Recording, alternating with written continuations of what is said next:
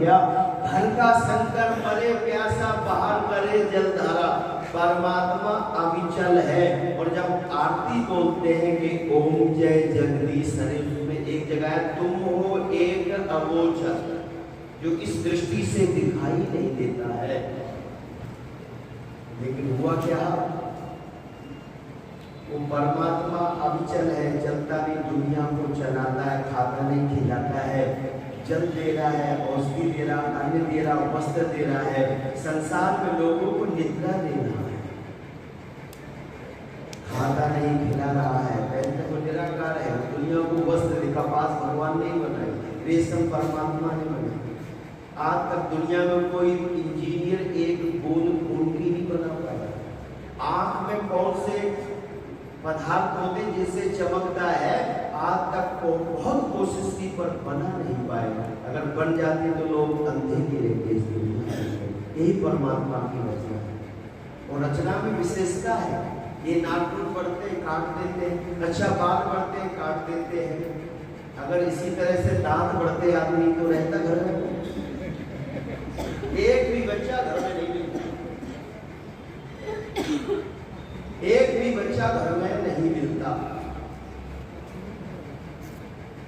दांत अगर बढ़ने लगते तो पता नहीं 1-1.5-2 फीट के होते तो बच्चे कहते वाह भाई घर में दादा दादी के दांत कितने बड़े, देखकर बुखार आ रहा। लेकिन दांत नहीं बढ़ते ना, बाल बढ़ते हैं। ये परमात्मा की रचना है, उसकी व्यवस्था है। और परमात्मा जो कुछ बनाता है उसमें भिन्नता है, गति है, अनेकता है। एक से अनेक होते, आदमी में से आदमी बनता जाता है।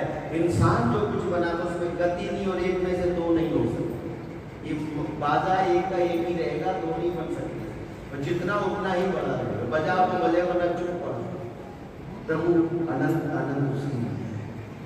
लेकिन हुआ क्या?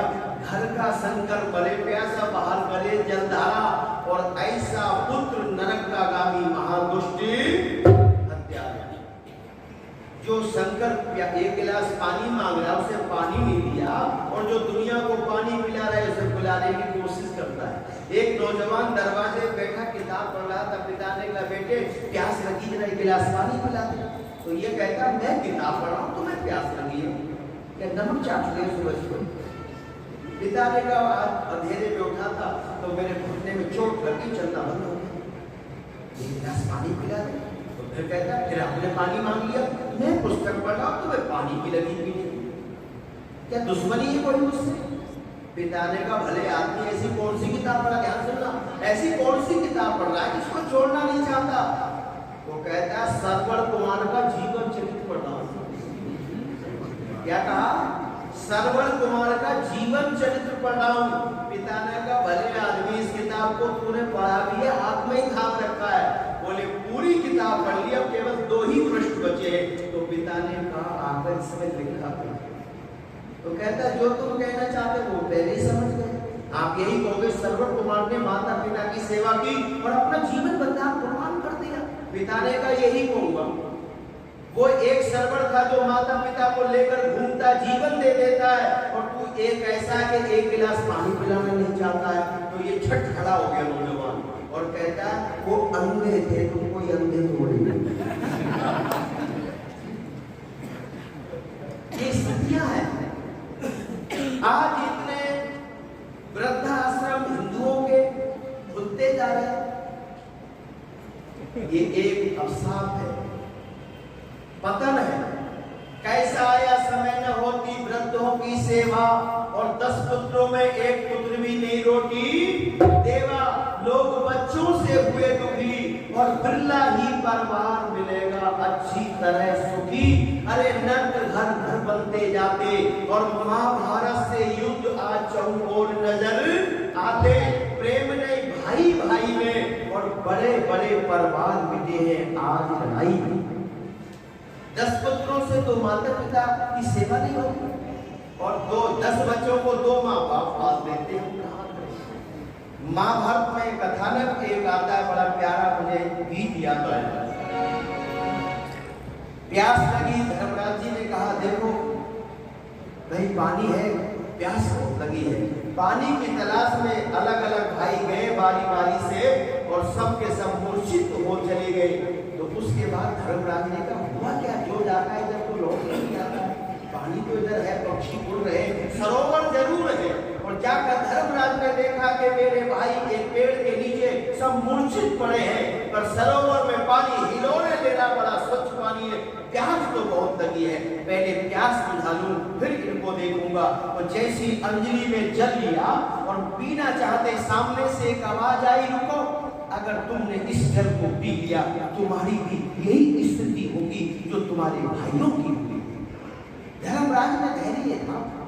जब गुरु द्रोणाचार्य ने पढ़ाया, क्रोध नहीं करना चाहिए। अगले दिन पूछा, कितने बच्चों ने पाठ याद किया? तो कहा, गुरु जी आपने पढ़ाया था क्रोध नहीं करना चाहिए। तो हमें याद है। धर्मराज जी से कहा, आपने मिस्टर? बोले मैं तो भूल गया। गुरु जी ने कितने उन पे डंडे बरसाए और फिर शांत होकर बैठ गए। 10 मिनट के बाद कहते, गुरु जी पाठ याद हो गया कि क्रोध नहीं करना चाहिए। मतलब कि आपने मेरी इतनी कुटाई कर दी पर मुझ पर क्रोध बिल्कुल भी नहीं आया और मेरा ये पाठ सार्थक हो गया। ये मैंने असलियत में याद किया। धर्मराज में धैर्य है। पूछो क्या पूछना चाहते हो? तो यक्षराज कहता है, मेरे प्रश्नों के जवाब दीजिए। यक्षराज और प्रश्न, धर्मराज के प्रश्न उत्तर जीवन जीने का तरीका सलीका है, क्या सूत्र दिए हैं। तो कहते हैं, यक्षराज ने पूछा, इस आकाश से ऊंचा क्या है? तो धर्मराज जी ने कहा, यक्षराज जी, इस आकाश से ऊंचा तो एक ही है, क्या आपके पिता है? आकाश माने पिता इस आकाश से ऊंचा है। बड़ा खुश हुआ, बड़ा सुंदर जवाब दिया। अच्छा, इस धरा से भारी भी कोई वस्तु है? क्या है? माँ है। माँ इस धरा से भारी है और आकाश से ऊंचा देता है। वो प्रश्न उत्तरों की तो लंबी लाइन है, पर मुझे तो अपने विषय के अनुसार आपसे कुछ कहना है। पिता और माँ अपनी संतान से हारना चाहते, माता पिता और गुरु पवित्र है, वो अपने शिष्य से हारना चाहता है, जैसे ब्रजानंद दयानंद से हारना चाहता। माता पिता अपनी संतान से हारना चाहते, अपने बच्चों को अपने से बहुत आगे देखना चाहते।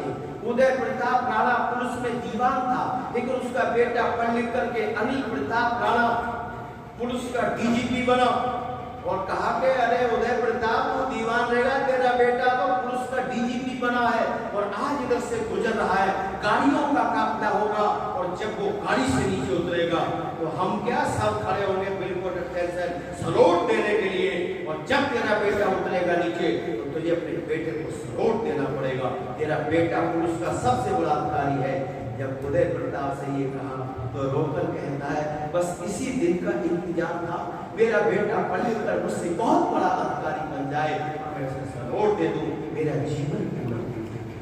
पिता संतान से हारना चाहिए, कोई दुनिया में हारना नहीं चाहता। एक गांव का गरीब नौजवान पढ़ाई लिखाई करके आगे बढ़ा, पिता से कहा हम गरीब हैं, नहीं तो मैं डीएम बन सकता था, इतनी मुझ में भगवान ने योग्यता दी और बुद्धि दी है, लेकिन पैसे नहीं फीस भरने के। गरीब बाप नंगे पैर फटे कपड़े पहनने वाला कहता कितने हजार तेरी फीस लगेगी? बहुत पहले की बात है। तो कहा कितने हजार? पिता ने कुछ नहीं कहा और जाकर के चुपचाप जिस जमीन में अनाज पैदा होता था आधी बेच दी और आधी बेचकर पैसे रख करके थैले में कर ले, कौशल कर ले, अपनी फीस भर और फिर अपनी जहां तू जाना चाहता वो पहुंच जा। कौशल ने कहा पिताजी इतने पैसे आप ले कहां से आए? बोले ये मत पूछ, तू तो अपनी पढ़ाई कर। और कौशल कुमार पढ़ लिख कर डीएम बना, जिलाधिकारी की नियुक्ति हुई और घर आकर माता पिता के पैर छूकर कहता है तुम्हारा बेटा कौशल डीएम बन गया है, अब 3 महीने के बाद लौटेगा। माँ मैंने तेरे पैर में कभी चप्पल नहीं देखी, तेरे सर में कभी तेल नहीं देखा, तुझ पे कभी नई साड़ी नहीं देखी, फटे कपड़ों को तू गांठ गांठ के बदन ढकती रही, पिता नंगे पैर रहे हमेशा, सेविंग करने के पैसे भी तार बड़ी होगी कभी कटवा दी, लेकिन जब लौटूंगा तुम्हारे लिए कपड़े लाऊंगा, पैरों के लिए जूते और चप्पल लाऊंगा, तुम मेरे सच्चे देवता हो, तुमने अपने आप को तिल तिल करके जलाया है और मुझे आगे बढ़ाया है। चले गए कौशल कुमार, डीएम साहब पत्र आते रहे, लेकिन 3 महीने के बाद एक पत्र आया, माता जी पिताजी आप परेशान मत होना, अभी मैं 2 महीने और लगेंगे, 5वें महीने में लौटूंगा, नई सर्विस है, छुट्टियां नहीं मिलेंगी। माँ में ममता होती है। जब माँ कोई चीज बनाती है ना तो बच्चे की याद आती तो रोने लगती है। जब कोई व्यक्ति बाहर से नौजवान घर में आता है तो माँ प्लेट देखती है, भूखा है चल खाना खा ले, पर पत्नी पेट नहीं देखती, बुरा मत खाना बहनों, जेब देखती है, कितने पैसे तुम्हारी जेब। माँ पेट देखती, इसका नाम माँ है। माँ की ममता है, माँ के एहसान इतने हैं जो गिनाए नहीं जाते, वो दूर भी हो जाए पर साए नहीं।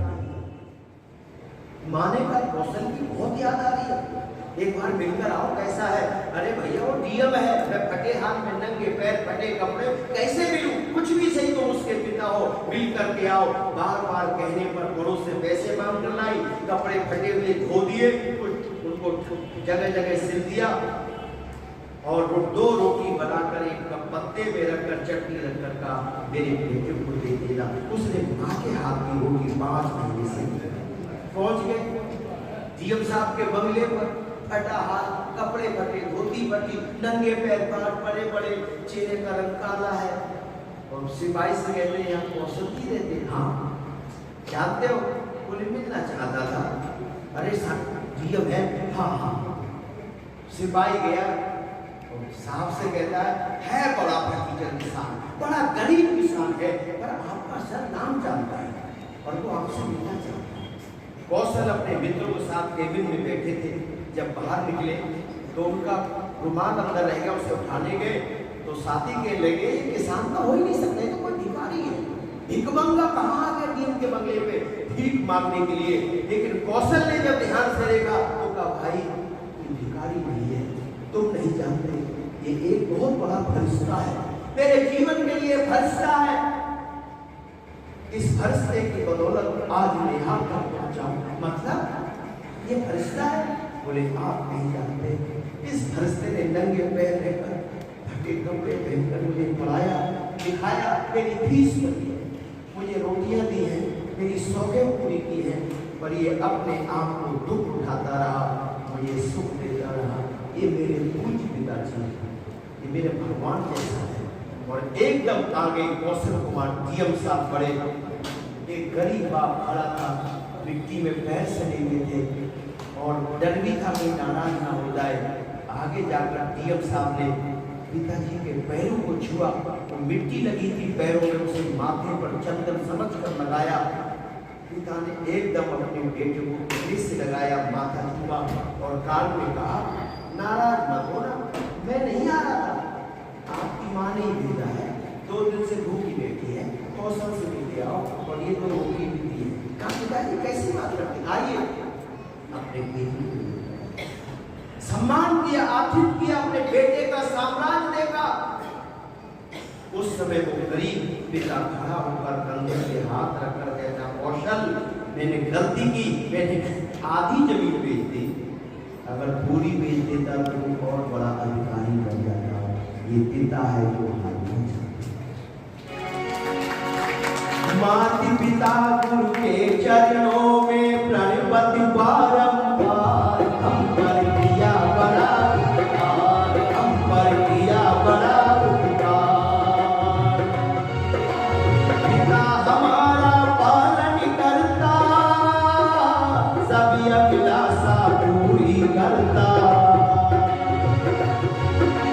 पिता हमारा पालन करता, सभी अभिलाषा पूरी करता। पढ़ा लिखा गुणवान बनाया, जीवन पथ में चलना सिखाया। जोड़ी जोड़ी अपनी दौलत का बना दिया हकदार, हम पर किया बड़ा उपकार, हम पर किया बड़ा उपकार। माता पिता गुरु के चरणों में प्रणपत बारंबार, हम पर किया बड़ा उपकार, हम पर किया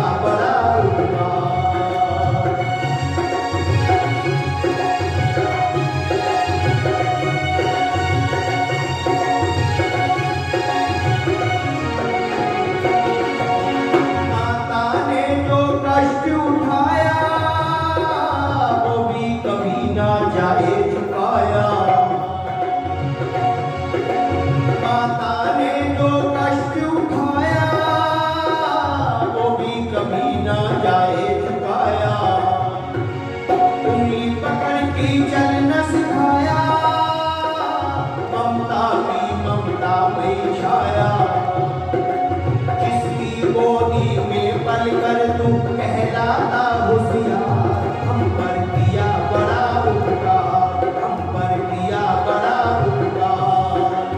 माता पिता उनके चरणों में प्रणवन बारंबार, हम पर किया बड़ा उपकार, हम पर किया बड़ा उपकार।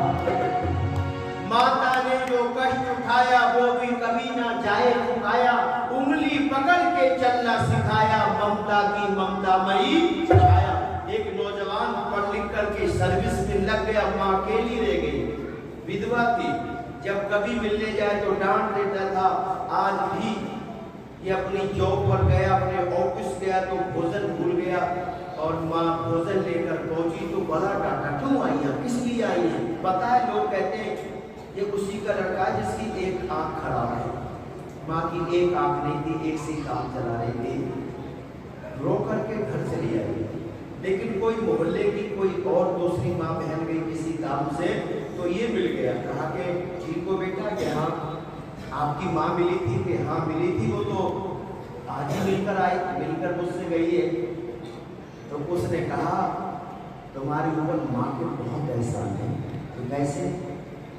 कि जो आज आप कह रहे थे ना, मुझे पता लग गया कि मेरी एक आंख खराब है, लोग मुझे ताने देते हैं, तो तुम्हारी एक आंख गड़बड़ हो गई थी, टूट गई थी, खराब। उस माँ ने आंख अपनी निकलवा कर तेरे लगवा दी। तेरी सुंदरता बढ़ाई है तो ये रोशनी हुई, तो एक आंख से अपना काम चलाती और आज तक तो उससे नहीं कहा कि तेरी जो आंख लगी मेरी निकली, और तुमने उसको इतना अपमानित करके घर भेज दिया। वही से एकदम भाग करके आया और माँ के चरणों में गिर के कहता, माँ मुझसे बहुत गलती हुई, तूने आज तक इस रहस्य को बताया नहीं, तेरे तो इतने एहसान है। और अंतिम बात, एक बात कहता